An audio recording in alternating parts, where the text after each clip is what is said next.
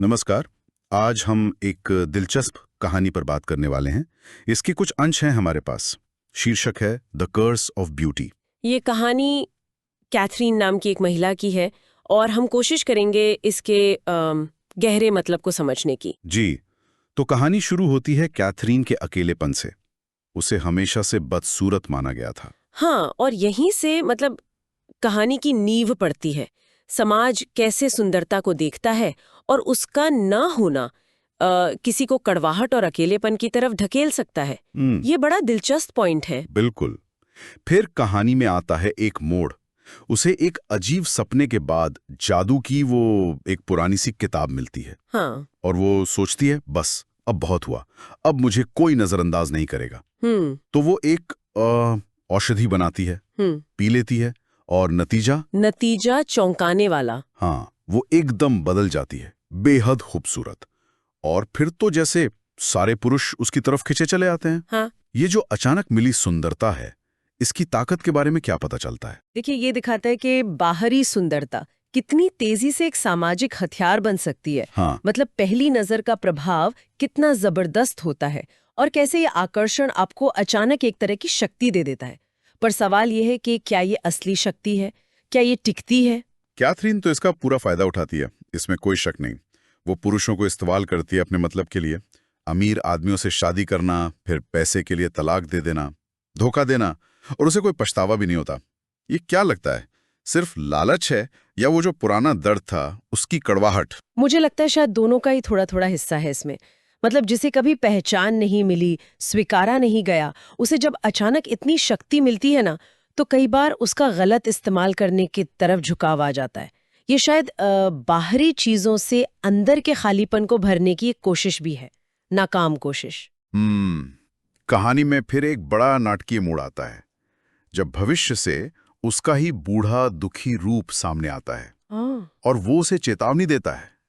कहती है, कैथरीन, ये रास्ता तुम्हें सिर्फ दुख देगा। हाँ, ये चेतावनी। लेकिन जो युवा कैथरीन है वो गुस्से में है। हाँ। वो उसकी बात सुनती ही नहीं, उल्टा उसे मारकर तहखाने में छुपा देती है। बाप रे। भविष्य की इतनी साफ चेतावनी को ऐसे ठुकरा देना, इसका क्या मतलब निकालें? देखिए, ये इंसान की एक गहरी फितरत दिखाता है। हम कई बार वर्तमान के सुख में, अपनी इच्छाओं में इतने खो जाते हैं कि आने वाले कल की सच्चाई, चाहे वो कितनी ही साफ क्यों न हो, उसे अनदेखा कर देते हैं। अपने ही भविष्य को खत्म कर देना ये दिखाता है कि वो अपने चुनाव के नतीजों को मानने को तैयार ही नहीं है। और फिर वही होता है जिसका डर था।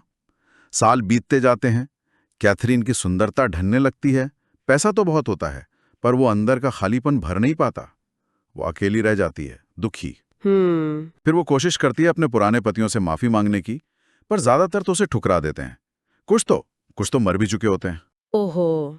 उसके दिल में बस पछतावा भर जाता है। और यहीं पर कहानी का जो असली संदेश है वो उभर कर आता है कि सच्ची खुशी, सच्ची संतुष्टि बाहरी चीजों में नहीं है, न सुंदरता में, न दौलत में। वो तो मानवीय रिश्तों में है, प्यार में है, अंदर की शांति में है, जिसे कैथरीन ने पूरी तरह नजरअंदाज कर दिया था। बिल्कुल।